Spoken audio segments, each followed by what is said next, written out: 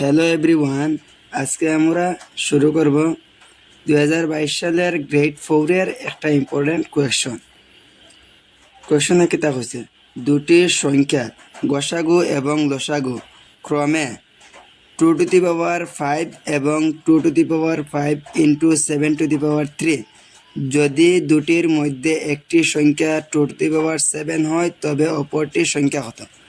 আমরা ইংরেজি কোয়েশনটা দেখি। সহজ ভাষায় ওখানের মধ্যে HCF মানে গসাগু দিয়া দিছে আমরা 2 টু দি পাওয়ার 5 এবং LCM লসাগু দিয়া দিছে আমরা 2 to the power 5 into 7 to the power 3।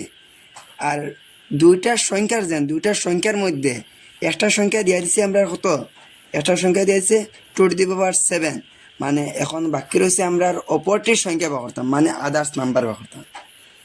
ছোটো দিলে আমরা HCF দিয়ে দিচ্ছে, LCM দিয়ে দিচ্ছে, একটা নাম্বার দিয়ে দিচ্ছে, কিন্তু আরেকটা নাম্বার নাই, কারণ কোয়েশনে কইছে আমরা দুইটা সংখ্যা আছে না, দুইটা নাম্বার আছে, দুইটা নাম্বারের গোসাগু অত এবং অত।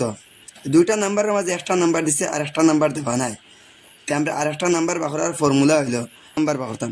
আদার্স নাম্বার বাকরার ফর্মুলা হইল HCF into LCM divided given number.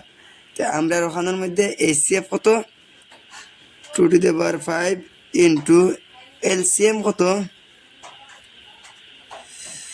LCM হলো 2 to the power 5 into 7 to the power 3।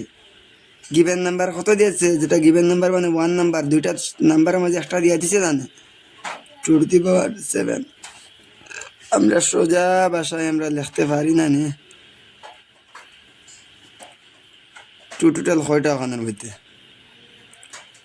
2 দুইটা, তো আমরা লিখতে পারি 2 to the power 10 into 7 to the power 3 2 to the power 7। আমরা ওখানে লিখতে পারিনি 2 টু দি পাওয়ার 10 রে লিখতে পারিনি 2 to the power 7 into 2 to the power 3, আমরা 10 রে ভাঙিছি ইন্টু 7 টু দি পাওয়ার 3, নিচে কি তার 2 টু দি পাওয়ার 7।